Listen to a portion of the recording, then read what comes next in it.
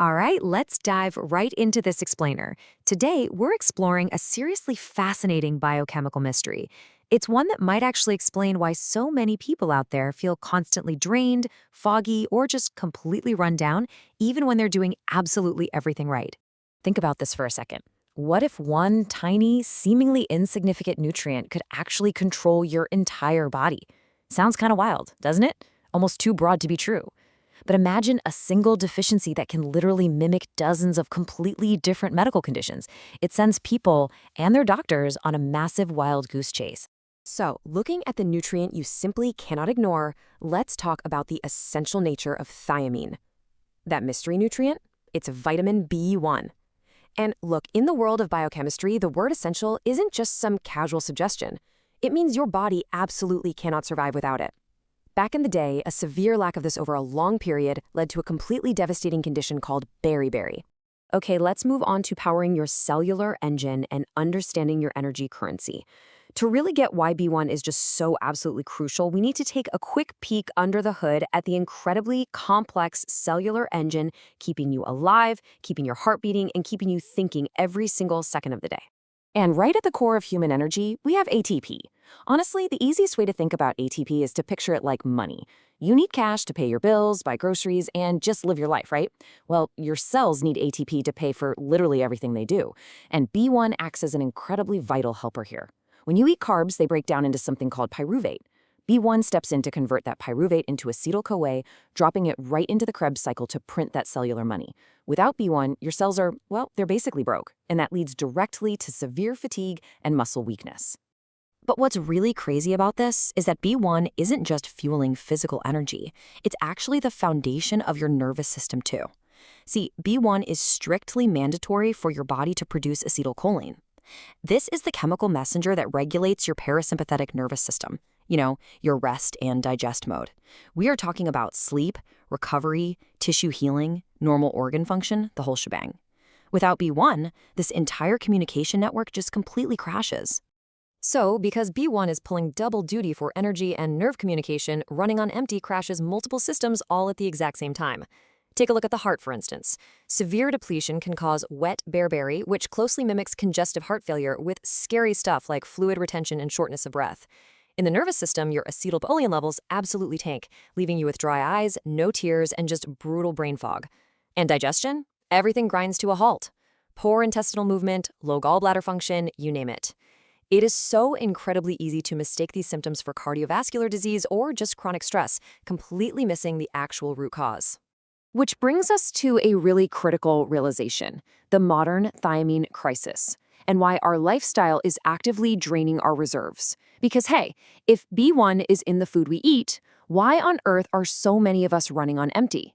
Well, the answer really lies in how modern living just burns right through our supply.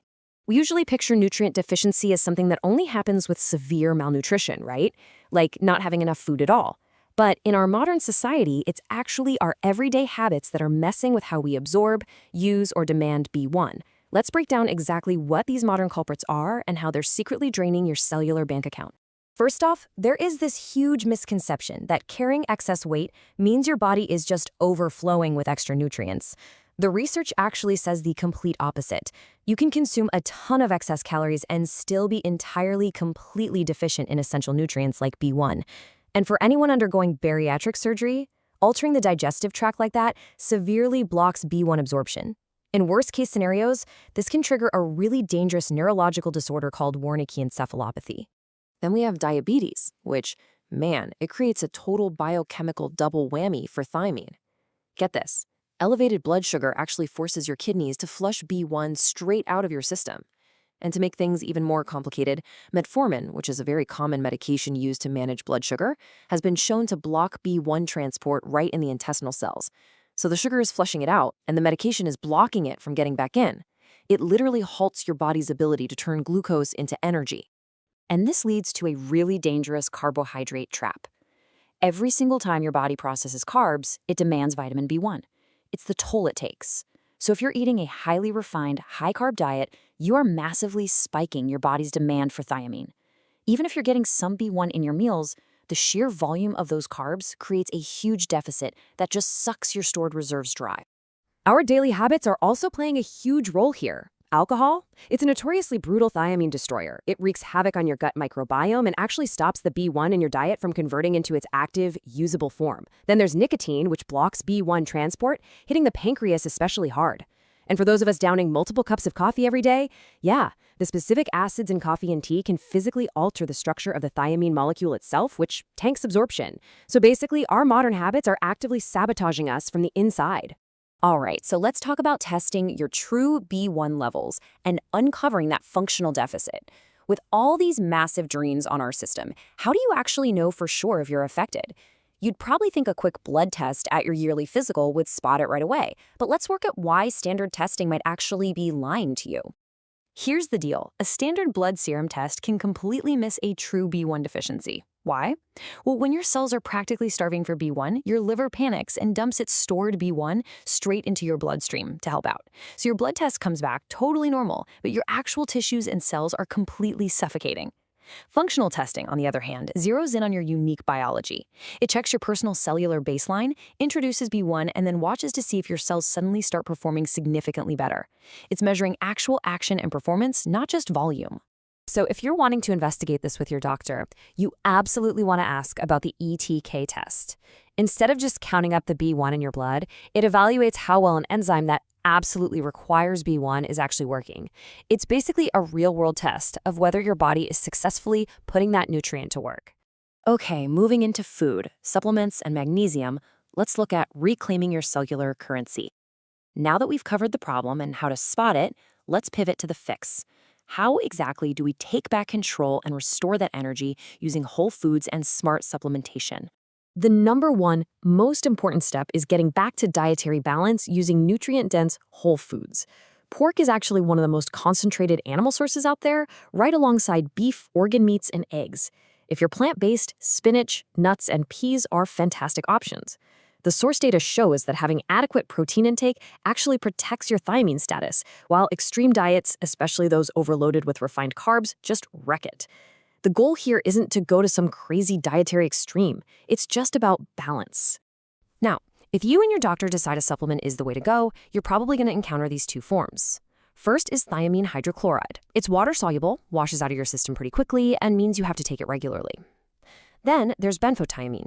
This one is fat-soluble and has been heavily studied for treating nerve issues and neuropathy. But remember what we said earlier about digestion? Because it's fat-soluble, you need a healthy, functioning gallbladder and good bile flow to actually absorb it. If you don't have a gallbladder anymore, you're probably going to need some extra digestive support to get the benefits. And here is the absolute kicker. Vitamin B1 literally requires magnesium to become active. They are a package deal. Magnesium is the key that unlocks thiamine and converts it into a usable form inside your body. If your magnesium levels are bottomed out, it doesn't matter how many B1 supplements you swallow. You simply cannot activate it. Honestly, so many people think they have this stubborn B1 deficiency when in reality, they just have a massive magnesium bottleneck. To make sure you don't fall into that exact trap, checking your magnesium status is just as critical. You'll want to ask for an RBC magnesium test. This checks the magnesium levels inside your red blood cells, which gives you a way more accurate picture than a standard serum test. Just remember, these nutrients are a team. If you try to support one while ignoring the other, you're just going to spin your wheels. Which brings us to a final thought for this explainer.